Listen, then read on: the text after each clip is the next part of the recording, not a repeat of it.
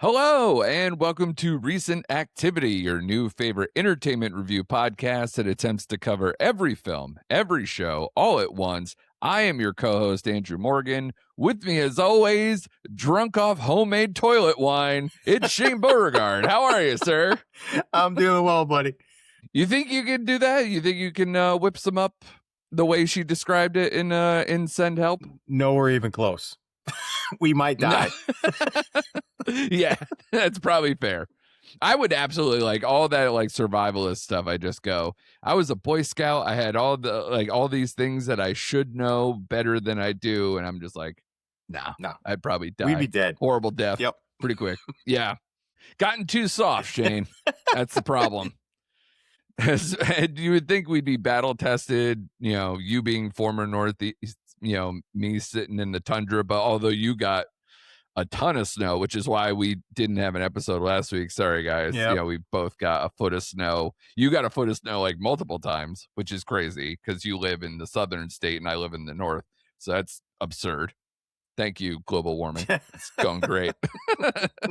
But we do have a lot to cover here, Shane. We are going to do basically a horror-centric episode again, because that's what January has just flooded the zone, as we've noted when we last did like Bone Temple and some of these other, like we did the most anticipated episode for the horror season, the whole basically horror slate of 2026. So go back and check out that episode if you haven't seen that one.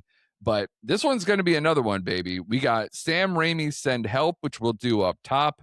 Then we're going to cover the YouTube personality sensation Markiplier. His movie Iron Lung is come out and done pretty well financially. So we'll talk about that whole story and where that movie ended up.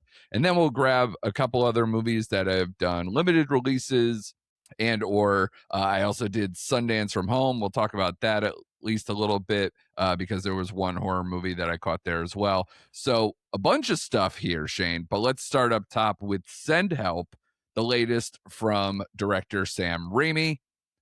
Probably his first horror movie since Drag Me to Hell, or at least horror-tinged one. Obviously, the person who created the Evil Dead franchise, which he no longer does the directing on that. But yeah, just an amazing director I've loved for years, even before he became like a big time director, working with my faves, the Coen brothers, for many, many years. And now his latest, it's been a long time. He's now out of the MCU. Thank you. That's great. He's out of the mouth of madness or whatever. And he's back working, though, still with his Doctor Strange star, or one of his stars, Rachel McAdams. Her and Dylan O'Brien are the leads in Send Help, a movie about an employee and her insufferable boss who become stranded on a deserted island, the only survivors of a plane crash. Here they must overcome past grievances and work together to make it out alive. This made 19 million domestic on its opening weekend. It currently sits at 28 million worldwide. It's gotten largely really good reviews, a really positive response. Sam Raimi's brought back a lot of his production people in terms of it's a score by Danny Elfman. We always love that. Cinematographer Bill Pope, who worked on the later Spider-Man movies, Army of Darkness, Darkman. He's been with him a long time. So you're going to get a lot of those Raimi shots that he's classic for, like those power zooms and wacky kind of action photography that I really enjoy. But you, sir, are the hottest off of this. You literally just got out of the movie theater and caught this once you got out of 7 feet of snow. So congratulations for leaving the house. But more importantly, sir, what did you think of Send Help? Absolutely love this movie. Thank you, Sam Raimi, for coming back, man. Like, this movie was incredible. What great performances by Rachel McAdams and Dylan O'Brien. Her as the beat down office worker that's been taken for granted, and just a weird eccentric office worker who's just really nice and trying to get ahead in life. And in comes Dylan O'Brien, who's taking over for his dad, and she was promised her promotion, and he's just a dick. Like, he's a dick, and he stays a dick throughout the entire movie. So Totally. I just love her transition from weak, meek office worker to like survivor as she tried out for the show as a show in the movie. And him Yeah. like The at, audition tape was yeah, excellent. yes, at Yeah. him trying to purvey like convince her that he's just different now when he realizes he can't function on the island without her because he starts off with an Right. injury, of course, and she kind of like nurses him back to health. And you kind of want him to make that turn, but they do a good job because he is who he is and he never changes throughout the movie. And she so desperately just wants him to change and wants them to work together. And into her descent of a little bit of madness throughout the movie, she becomes a little obsessive and she kind of wants to stay on the island. But I love the Right. music. I love the dark humor. I love when she first hunts for the boar. That whole boar scene was awesome. I Awesome. mean, Yeah. it was so great. The third act is what I really love. Like when Mm. they get into it, the twist at the end, absolutely love. Yeah. And we'll break down the end because I want to get your thoughts. But I heard like, yeah, this movie could be predictable. It is at points, but if you know Sam Raimi, like Drag Me to Hell, when you think it's going one way, it goes the way you don't want it to go. So I'll leave that for now. But yeah, man, Right. I loved absolutely, like you said, the zoom shots, the crazy angles, just oh my god, when she got poisoned and she's just like just like throwing up all over him and giving him mouth to Yeah. mouth. I mean, stuff like that. It's the old Sam Raimi, man. Like, you know, at some point during It that is. movie, that's what you're gonna get. You're gonna get the blood splattered, blood soaked person, just like, then laughing moments. I thought it was a great balance of again, survival film, dark humor, just the characters of these people and who they are at their roots. So I loved this movie. Yeah, I echo a lot of the same things you said. Sam Raimi just knows how to make pure entertainment, especially when he has a juicy script like this, as well as snappy dialogue, just enough blood and guts, and a more balanced approach, as you said, with the screenwriting. It's not just simply good versus evil. There is this intensity to even the person who we're kind of sort of rooting for, and it goes back and forth. So that's an awesome thing to see. I mean, just the messaging of like basically people don't change, help isn't coming, so let's get nuts is the vibe throughout this entire movie, and it gets stronger as it goes on. Rachel McAdams, is dynamite in Mm. this movie. She is one of the most dynamic actresses we have today. There's been a lot of like kind of celebrating, it feels like, out in the coverage of this movie for because she's got a very interesting career where she's gone everywhere from like, blockbuster entertainment, you know, weirdo comedies, family dramas. She's played the mom, but she's, also played like, you know, in Sherlock Holmes universe and Doctor Strange and all these other big time IP. She's literally all over the place, but I love her for it, Hmm. and she keeps coming back. She'll take like years off and then comes back with like multiple movies in a year where it's like, oh, Rachel McAdams. And she's just like, she doesn't age No. either. Like, she's like 47. She looks di- fantastic. It's incredible. And of course, the movie does everything they can to, she's all that. Her put a cardigan, some glasses, or Yeah, which heighten was certain hysterical. things about Greasy her to hair, kind right? of, yeah. And then the minute she's in the island, getting all islandy, it's like, whoop. All right. I'm glad you So said that because yeah, she looked terrible, which they did it on purpose. But even the first day they land on the beach, she's yeah. all sunburned already. I'm like, you've been there for like 5 hours. Your lips can't be that chapped. You look that Well, sunburned. And then as the movie goes, the Mick Adams showing, dude. I mean, come on. and then I'm with I you. made a note as the movie's going along, she's just getting better looking and better looking and better looking. I'm Yeah. like, that's not how Yeah. it's supposed It's to end up. incredible. Yeah. And listen, just even some people have complained about the plane crash, but I thought it was very fun Yeah. intensity. I didn't need like hyper realism. It's got that like crazy CGI to it, but it was funny the way they did it, and presented all those side characters that we want to like get sucked out and die, or whatever. So that's pretty cool. Like you mentioned, the killing boar and the vomiting thing, the fake castration with the rat, that intense scene, was probably one of my favorite Mm-hmm. things. So, I mean, this movie just kind of has this balance between almost how like the end of Triangle of Sadness was.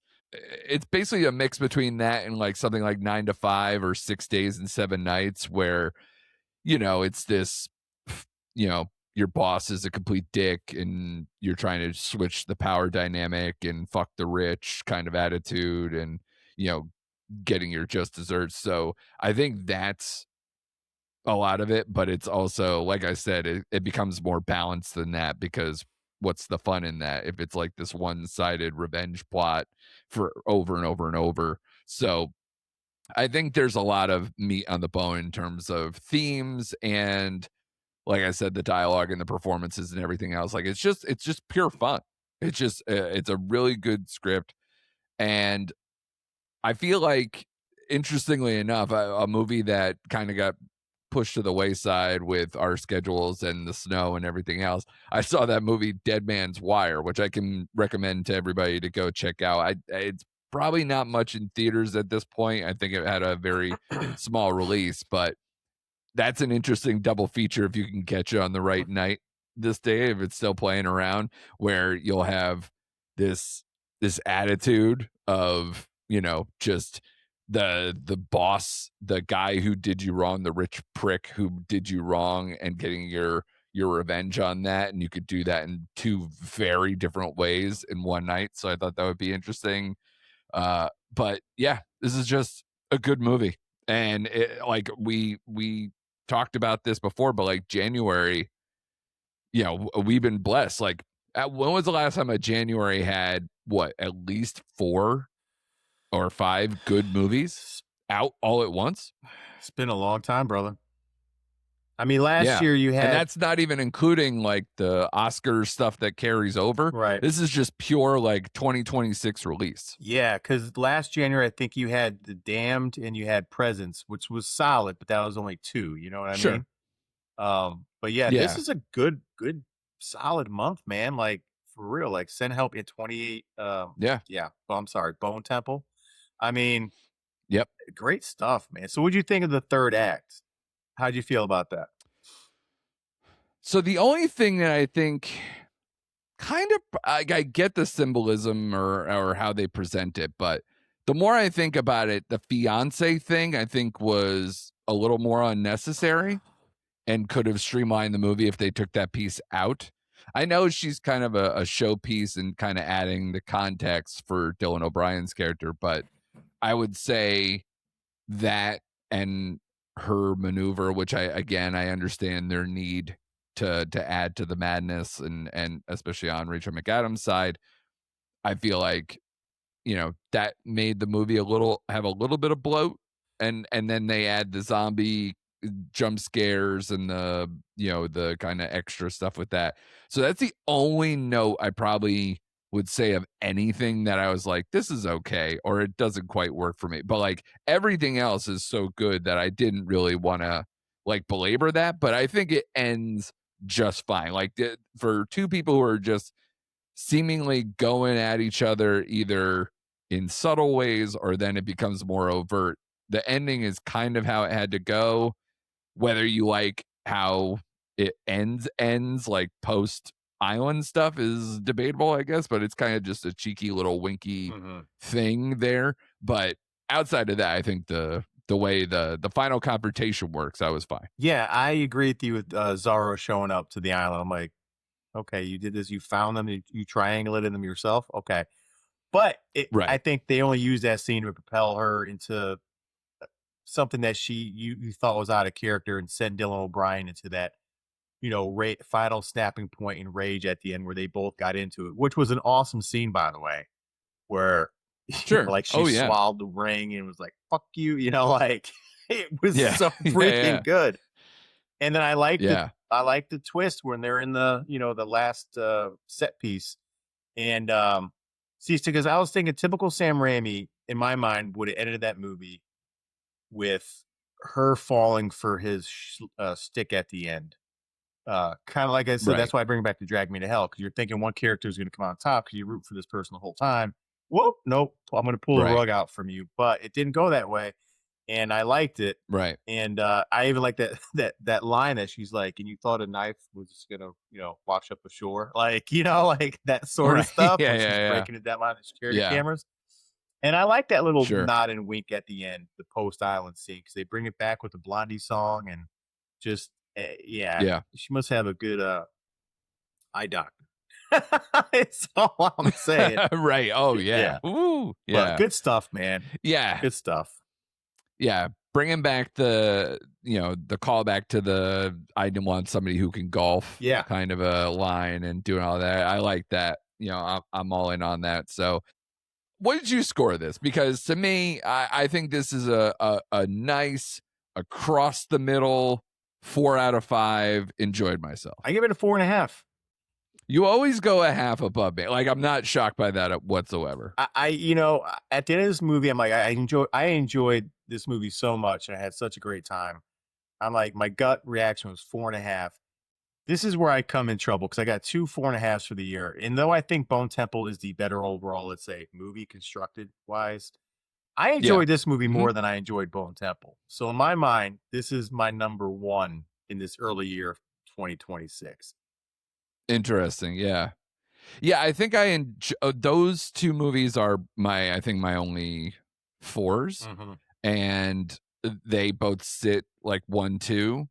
And I think I like them for such very different Yeah. Yep. reasons that it's one of those things it's hard to do. But I just think the overall, just between the production design, a lot of the quality things that I hold in, I don't know, slightly higher esteem. It's super Yeah. close, but I would probably say Bone Temple is still my number one.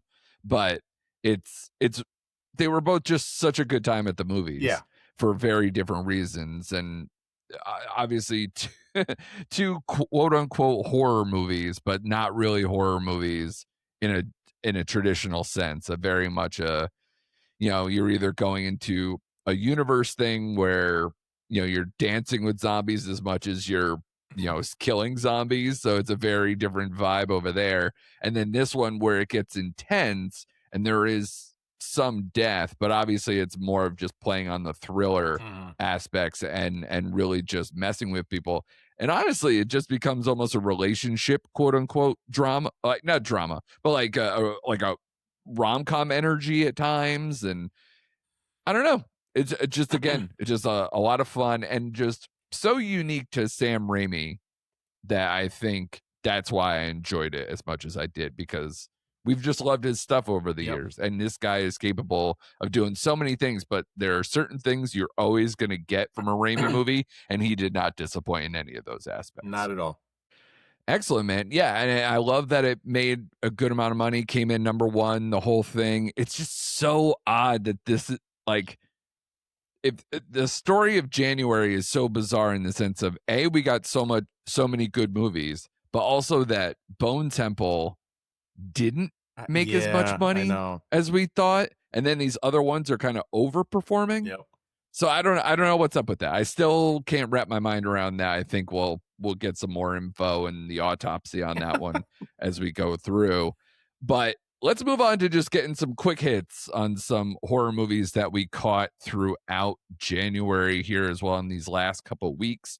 I caught Iron Lung, written, directed, and starring Mark Fishback, aka Markiplier, the former YouTube filmmaker, YouTube personality that has now made this, I guess you could call it, feature debut. He did a lot of stuff on YouTube, so debatable what you want to call his first or whatever.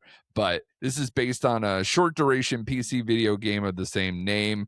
This is around a plot set in a post apocalyptic future after what they're calling the Quiet Rapture event. A convict explores a blood ocean on a desolate moon using a submarine called the Iron Lung to search for missing stars and planets. I want to start. I'll do like almost like the compliment sandwich, right? Where it's like, I knew nothing about this movie. I didn't even see a trailer before I saw this movie. I sat down, mostly packed theater on an opening night situation, filled with a lot of people who are like borderline half my age. So that was encouraging, seeing like a generation of moviegoers going out to something that, they followed this guy for a long time. It's a cool thing to see in terms of there's been a rallying cry to get this movie out into theaters, and that's very cool. Uh watch this movie. The production design was way better than I anticipated. I enjoyed that for what it was, especially when you're doing a chamber piece inside a submarine, very small sub, hence why they call it the Iron Lung. But it did just enough. Like, it looked cool inside, but you needed to so badly because, that's all you got for like the whole movie. It's like 90 minutes, 100 minutes, whatever. But it feels long because you're literally doing one thing over and over, and there's only so many places to go. And I thought they did a decent job with that, especially because there's multiple layers to it. They go into this little crawl space thing and they add things that would be for a small submarine that look cool. And the sound design was pretty cool with that as well. But I will say that this felt very repetitive. It's a very thin script, very lackluster plot. I felt confused a lot of the time in terms of like the setting and kind of the world building, especially because you're doing it from only one perspective. That I thought they thought it was going to drum up more thrills with that because of the isolation and the viewpoint being so limited, and all you see out into this blood ocean is the blood driplets coming through into the Iron Lung, or you see they use a camera that you can see almost like x-raying this blood ocean and seeing what's out there. And I don't know, it just didn't work for me as trying to be horror or try to be scary. And this whole setting of being in a place where you're looking for stars or planets or stuff to survival, I thought that was so convoluted and just did not work for me whatsoever. I felt very bored at times because I was just like, I didn't care whatsoever. And you only have really one character to work on, and there's not a lot of character design in that either. And I think this falls into the category that like some video game stuff gets into, where you can imagine being engaged if you were the first person, if you're the person and you're interacting and making these decisions and doing all that. But watching like a scripted version of it that's not very good, you're like, I don't care. So it's easy to just kind of back out because it's not you interacting and making these decisions. So I just couldn't wrap my mind around this one too much. I think it's like a 2.5 because it just didn't have enough script. But the 2.5, like, it's not bad.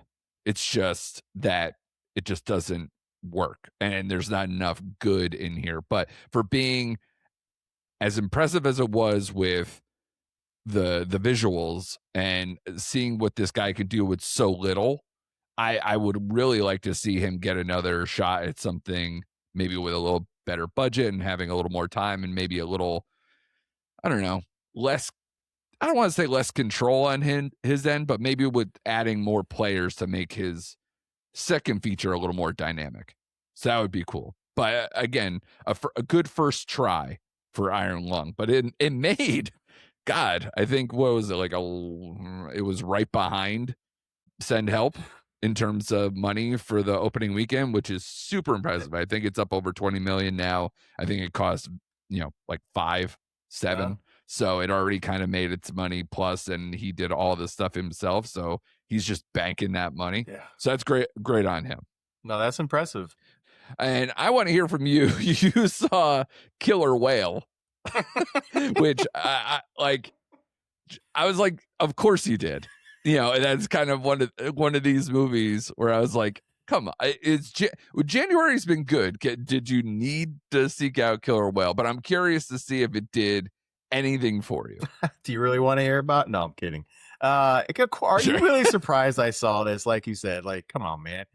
People trapped in a lagoon. A little bit. This looked like low rent. Like, it's not like you went and saw The Meg or something. This is, yeah, no, the Streaming This is version. a streaming version. It's on I think I honestly rented this thing on Prime for $3.99 because why not? Right? And Spending I money. How listen, dare I you? know, Yeah, man. I got problems. You know that. I'm I a do. sucker for Yeah, these kind of films. And usually you'll find like a hidden gem in something like this, right? Like 47 meters down. Like, sure. low budget movie, even though they had a better actor, Mandy Moore or whatever. But still, I was like, all right, I'll give this one a shot. And it's basic plot line. You got two best friends that go to Australia. They get trapped in a lagoon by a killer whale that breaks out of its inhabitant in this SeaWorld type of place. Mm, And there's an right. event at the beginning of the movie that kind of tries to repel one of the characters. She needs a break, and her best friend brings her to see this whale because she's all about animal rights, and she's mad the whale's in captivity or whatever. And Right. that's the tone setter. And with movies like this, I can handle if there is any kind of like character involvement or breakdown or arc between the two friends because there's going to be an issue with them or anything or some good kills, some good CGI, just good anything. And this did not have any of it, any of it. Right. It's just them trapped in a lagoon on this rock for the majority of the movie, and the whale comes around once in a while, has a couple kills. They don't really show anything. The whale looks ridiculous. And I'm like, okay. And then in the last 15 minutes, you get like the what comes out with their friendship. And yeah, the whole thing. It just didn't make any sense. And the way the one escapes the whale is absolutely ridiculous. And Mhm. I was bitterly disappointed. Surprisingly, this didn't hit anything for me because again, it didn't. If they had more kills and the whale did more things, I'm like, okay, at least I got this out of it. Right. Cool. Or Sure. if she escaped in some crazy way, came up with some inventive way of getting out of this lagoon, I'm like, okay, cool. It didn't work at all. And the only reason why I watched this movie because there were some like critics out there didn't give it great scores, but they said if you like movie A or B, then give this a shot. So I'm like, okay, Right. and it just didn't work. So my advice to everyone out there, because Mm. I ended up giving this a 1.5. Yeah, one and a Ooh. half. Yeah, Yeah. don't waste your time, even if this just comes to Prime or Netflix or wherever it's going to end up. Don't waste your time. Instead, go see the aforementioned 47 meters down or the better Right. movie, The Shallows with Blake Lively. Kind of same Mm. concept where she's trapped on that buoy trying to get rid of a killer, great white. Right. That movie worked like so much and such a Right. good underrated movie. Where this movie could have been like that, it just even with a bad budget, it just didn't hit any mark. So please, I'm bringing the whole rating system down. I'm sorry in January with this movie, Yeah. right? This is leave it out. Just not put it into the bell curve. Like it's just going to bring everything down. But yeah, it's a 1.5. Stay away. Yeah.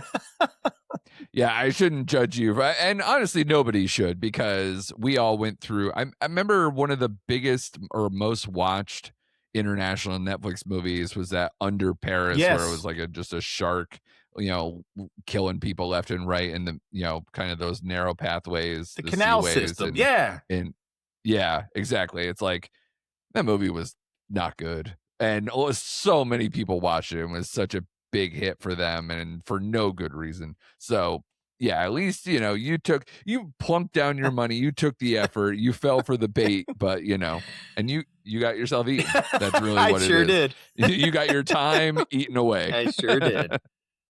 Another kind of disappointment for a movie that I hyped up to you, which is so it's like I hyped myself because I hyped it to you, is Night Patrol.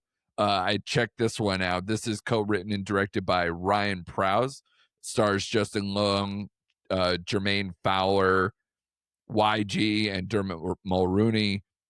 It's about an LA cop who discovers a local task force is hiding a secret that puts the residents of his childhood neighborhood in danger.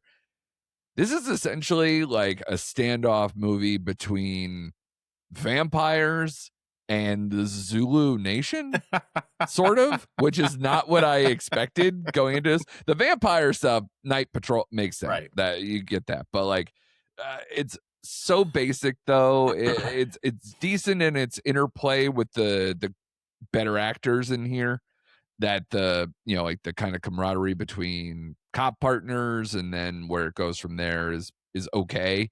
So it becomes watchable, but I found this to be so basic. Had some decent action set pieces inside the neighborhood, kind of defending their turf that's protected by all of this like historical Zulu cultural artifacts that kind of like protect things. It's ridiculous, but like I actually found myself interested in it, but they didn't play into that enough. I felt like there wasn't a lot of like explanations of why this works or how it works. It was very rudimentary with that kind of explanation of the Zulu connection, and especially two vampires. It was kind of just like, oh, we've been taking out monsters for years. Why not these? And it's like, okay, that didn't work. I felt very bored for long stretches. It's such a B movie. Weirdly, I was impressed with YG, especially because he's not like a traditional actor, and Justin Long always just likes going for broke in these schlocky B genre movies, and this is no different. So it's good in that aspect, but I thought this was, again, at best a 2.5, semi-watchable, kind of boring. There's a good movie in there somewhere, or it was probably a short that got expanded, something to where it's like you had something there, but I think you needed more, or at least something tighter, and I don't know, just a better script around it. But can't really recommend Night Patrol, even though I thought this was absolutely 100% something that you and I would have liked. Kind of like these like off the beaten path movies got a limited release. Be like, oh man, Night Patrol, go check this out. It's like these cool like what do we talk about? Like almost where Primate lives, where Yeah. it's like, oh, like a creature feature, or like these specific type of genre stuff, especially because this one's vampires. Like this will be some cool cult classic later on. Nah, it's not going to live that way. It's not good enough. That being And it's said, also not bad enough. You know how that yeah, works? yeah. That being said, I'm still going to watch it. I'm sure you will. If you endured Killer Whale, you'll check this out. Didn't you say when you looked through it though, like it doesn't have a streaming date or anything It yet? does not. It was. Because I know it just left It said. theaters like It a couple said weeks ago. future. Purchase for future rental for like $19.99. And I'm like, nope, I'm not spending. Oh, so it's still given the high price tag. Yep, $20, and I'm theater like, stuff at yep, home. I'm like, nope. It's like I'm not dropping 20 on this. So you'll give us the report when it drops to $5 Yes. $5 or $3.99 or whatever. Excellent. Good to know. I caught one other horror adjacent one as well, Rock Ridge, which because I did Sundance at home, I watched a lot of movies. If you want to see the full slate of what I watched and what was good, maybe even just hearing from the reviewers and all those type of things, a full Sundance breakdown. I was on Mike and Oscar, the Oscar award centric podcast where my film festival buddy, also Mike over there, him and I have done the Woodstock stuff that's been on our feed, and this time we did Sundance at home, and I watched at least 8 or 9 movies with him, and unfortunately the worst one I saw was the one horror movie that I was like, yeah, okay, we could do this, and it was Rock Ridge. It's this very it tried to make it's almost like a mixture of a monster story and a ghost story, where it's this Asian family moves into a new house, and the father had just died recently, so they had to move, and it's this area that they moved to that had like this horrible incident. I don't want to say massacre, I guess you can call it, where all these Chinese railroad workers, many decades, whatever prior, they lost their lives in this very brutal attack that was on there from the local workers who didn't appreciate them being around, and just burned all their homes and killed them and shot them up and chased them into this forest. And from that, these souls turn into like these quote hungry ghosts or monster characters that end up forming this weird, almost end of the substance looking monster with like multiple eyes and all this stuff. And there's only one real scene that actually has like kind of an attack that isn't like human on human, that uses the monster to it, where a hiker gets his jaw ripped off. And you're like, all right, here we go. Cause that's like, I don't know, half hour, 40 minutes into the movie. You're like, yes, now's the time to kick it into gear. It never kicks into gear. It never does anything. It's so boring. I think like there's a good idea in there to like highlight this massacre, which I guess was based on a true event. So I was like, okay, cool. There's a good nugget of an idea. And I just think everything to do with the modern age version, including the monster and the spirits that are around them and all this stuff, just didn't work.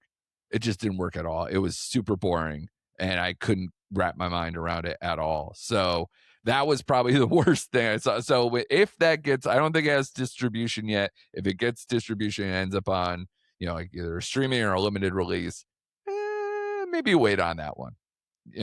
Not my favorite stuff to watch, unfortunately. But again, lots of stuff that I can champion if you go and listen to Mike, and Oscar and see me as a guest spot on that one. So go check out their feed. They have an excellent show. I would subscribe to them. Long time fans and now friends with those guys. So that's very cool. But that's it for us, man. Like, unfortunately, a very sad ending after having probably one of the better movies we've seen this year in Send Help. Next week is going to be interesting. I'm going to try to keep this horror train going. I know Whisper is out in limited release, but unfortunately it's not playing like by me. I would have to travel like almost an hour out of my way to go see it, and I'm iffy on that. But Shane, you've been crushing TV, and I feel like I'm so behind. Like I shouldn't even talk to you about TV. Like it's just I have, like I said to you, I could tell you more about my adventures watching Veronica Mars with my daughter than I can talking to you about like these good shows in genres that we like, all coming back, and some of our favorite shows in their new seasons coming back, and I still haven't gotten there. Well, So I feel like such a slacker. it's like I said, thank God for snowed in days, because I watched, and we'll talk about it eventually, but I watched the whole first season of Wonder Man. I watched the whole first season of Steel. Of course, we got the Pit out there. We got Shrinking season premiere, Game of Thrones season premiere, which is a couple weeks ago. So yeah, man, I was ensconced in the TV world all weekend. It shows. Yeah. So yeah, as long as we can get through this week and maybe obviously maybe tackle some TV coming up for next week and what we got going, a real hodgepodge episode maybe coming at you next week, provided you don't get tossed yet another foot of snow, and TBD on that one. But I will say, man, like this Valentine's Day weekend is going to be interesting because it's Friday the 13th. Yes. And then it's Valentine's Day. And then, it's like, it's got a mixture of all those things coming out that particular weekend, because Valentine's has turned into, you usually have some kind of horror release, some kind of weirdo, alternative programming stuff mixed with high romance or something of that ilk. And you're getting all of it. We're getting Wuthering Heights. We're getting that Sam Rockwell movie that looks absolutely bananas. And then all these horror movies that have been coming out. I think we still have more to come. So that weekend has a lot in store. But meanwhile, Shane is just going to probably watch the new Jason Statham movie like 300 times. So and there's nothing wrong with that. There's nothing wrong with that. No. No. So, we got some work to do. We got a lot of coverage still to go. So I'm looking forward to these next few weeks. February has some things in store. What are you looking forward to the most, Shane? Oh, I'm the Sam Rockwell movie for sure, because that just looks absolutely just bonkers. That looks crazy fun. And then Whistle and Crime 101. Those are probably the three that I'm looking forward to the most. Yeah. So I have high hopes for this Chris Hemsworth vehicle, which he's hit or miss when he's not in the MCU. We all know that. So I'm curious to see what he does. But with Halle Berry and Mark Ruffalo and Barry Keoghan, is that how you pronounce his name? Keoghan. Yeah. Yep. I have Yeah. hopes for that one. So I think February should be, and we a solid month, and we have Scream 7 at the end of the month. Yeah, and then, we also have a Pixar movie coming Yeah, out. so Your the son's really GOAT. into The GOAT Yeah, coming out, and so yeah. we'll So, see. we'll see.